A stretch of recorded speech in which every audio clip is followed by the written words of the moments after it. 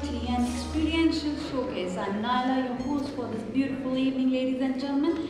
And this evening, we bring the best in Dubai to the best in Delhi. Yes, to kickstart the event, may I please invite Ashwinder Singh, CEO, Residential Services, JLL India, to the stage to deliver the keynote address on Dubai. I would like to say something about Mr. Ashwinder. Ashwinder is an established and highly acclaimed real estate industry's thought leader. He is vastly recognized as an e-commerce pioneer in India's real estate sector. He is a seasoned market veteran with over 18 years of leadership experience in the real estate, banking and financial services industry. Prior to entering real estate, he has held senior leadership and executive management positions in global institutions like Citibank, Deutsche Bank, ICICI Bank, Fullerton Securities and Vertex India. Kindly put your hands together for none other than Ashwinder Singh, ladies and gentlemen.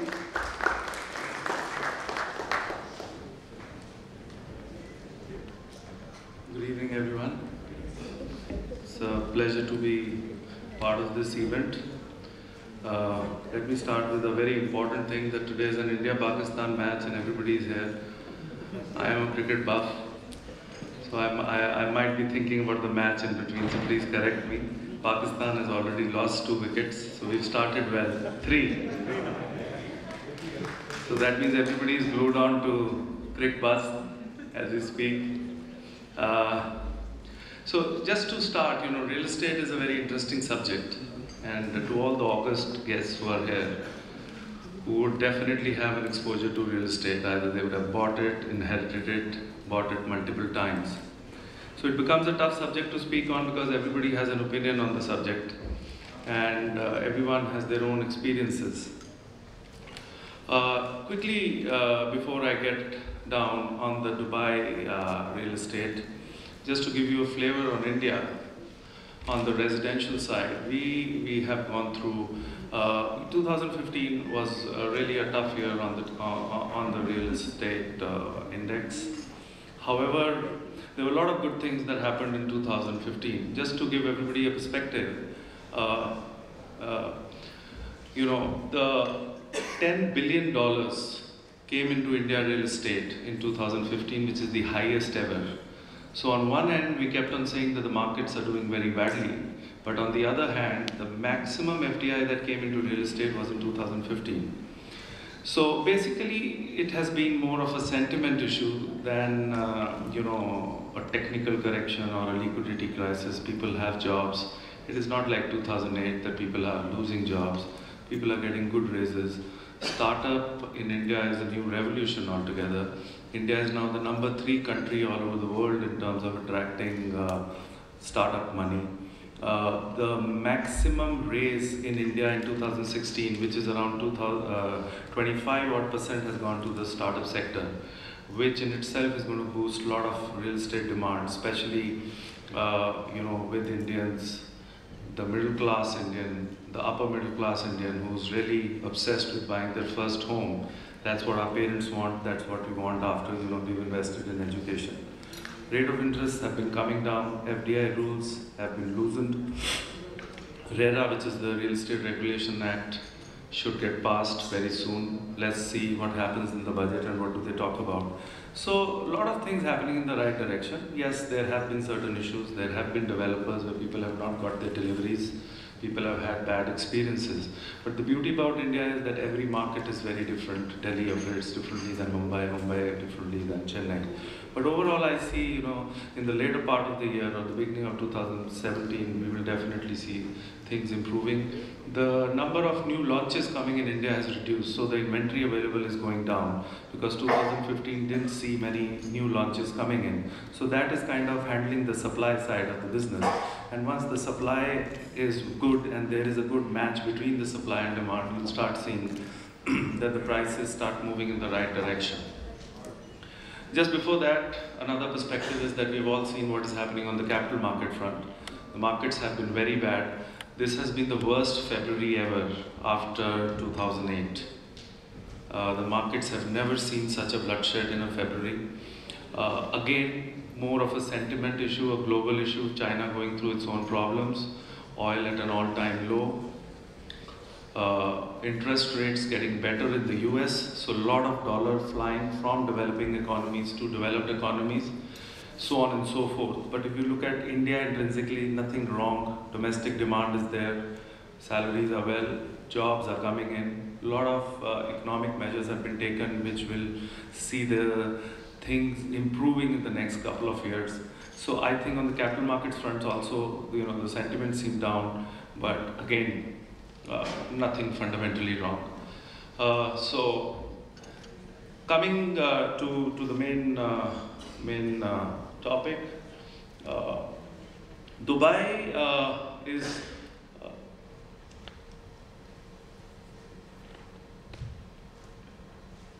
okay. Can you read this? I can't. Not to worry. So basically, why Dubai? My most important thing when I was, requested to come and speak as a keynote speaker was that, there are so many options in India, so why should we go to Dubai? So this made us think a lot that why should our, esteemed guests, HNI clients, look at Dubai as an option. Number one, Dubai is very near India. It's like going to Mumbai. You take 2.5 hours, 3 hours to reach Mumbai, you take 3.5 hours to reach Dubai, very near India.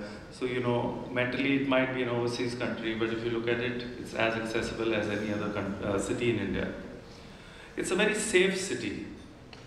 And that is something very important when we are looking at diversifying our portfolio, that we invest in something which is closer to India as in safe. An amazing, pleasant lifestyle. The crime is very low if you look around the geopolitical situation and then you come and look at Dubai.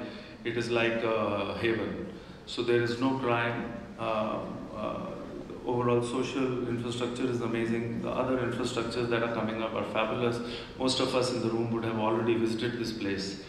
It is an easy access to the world's largest and fastest growing economies. So for any businessman who's into trading, who's into anything which is related to the globe, Dubai is the center of attraction, and if you are there, your access to Hong Kong, your access to South Asia, your access to Europe, America becomes very easy, much more easier than any other place in the world. There are certain hubs, and Dubai is one of those main hubs. Great employment opportunities, despite all the gloom day that people keep on talking about. It still generates a lot of employment, and it is a very well diversified economy, and everybody might be surprised to know that Dubai is not an oil-based economy. Abu Dhabi is, and I was speaking to some gentlemen here, and they also kind of agreed with that. So it is a diversified economy. So overall, it is one of the places in the globe, especially suited to Indians, a lot of Indians there, and with the new opportunities that are going to come in, which I'm going to share later, I feel that a lot of you people might be interested in looking at it if you haven't till now. So what are the current investment trends in Dubai? I'm going to make it very fast and try and pick on the important things. So the property rates in Dubai have reduced in the last 2 years, like most of the economies around us.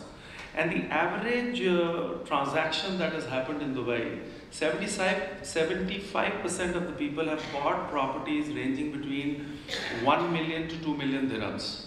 So it is an affordable market, though it might not look like when we talk about Dubai, but you have a lot of options there which are within the budget, and you'll be surprised that Dubai as a real estate market is cheaper than Delhi and Mumbai. And it is really interesting to know that. To be honest, when I was doing research about this talk, that's when I also got to know about a lot of interesting things, and it made me feel that we should be advising a lot of our clients to look at Dubai as an option of diversification for their overall portfolio which they have in real estate. Like India, against the expected delivery of around 25,000 units in Dubai last year, I think around 9 to 10,000 units were delivered. So Dubai developers also have reduced their space of launching new projects and delivering, because everybody wants the supply to start matching the demand, because oversupply in itself brings down the sentiments very, very low. So that too is happening there. The best part of Dubai, which is not to be seen in India, is that Dubai has amazing rental yields. On an average, a property in Dubai gives a rental yield of 6 to 7%, and this is a tax-free rental yield. In India, you get a rental yield of anything between 2 to 2.5%, and you pay tax on it. 6 to 7% of rental yield, and there are certain markets which also give you certain properties that also go up to 10% of rental yield. That, coupled with capital appreciation, is an amazing real estate investment option. Obviously, you need to do your due diligence, you need to know what you're investing in, you need to have the right advisors, you need to have people who give you a lot of data, information as to what is it that you need to invest in. But if you get into the right investment, the right development, the right property, the rental yields in itself are really attractive and the best in the world today. Despite the slowdown which has happened in Dubai in the last 2 years, it has still given a capital appreciation of around 6 to 7%. Now 6 to 7% with an appreciating dollar becomes 15%, because the dollar has been continuously appreciating and the dirham is pegged to the dollar. So you have to understand that when you invest in real estate in Dubai, you are not just investing in real estate, you are also investing in dollar. And if your view on the dollar is strong, or if your view on the dollar is that it will not crash, I don't think it can, because the interest rates are rising in US, and there is no chance that at least in the next couple of years they are going to come down. So you are taking an exposure both to the real estate market in Dubai as well as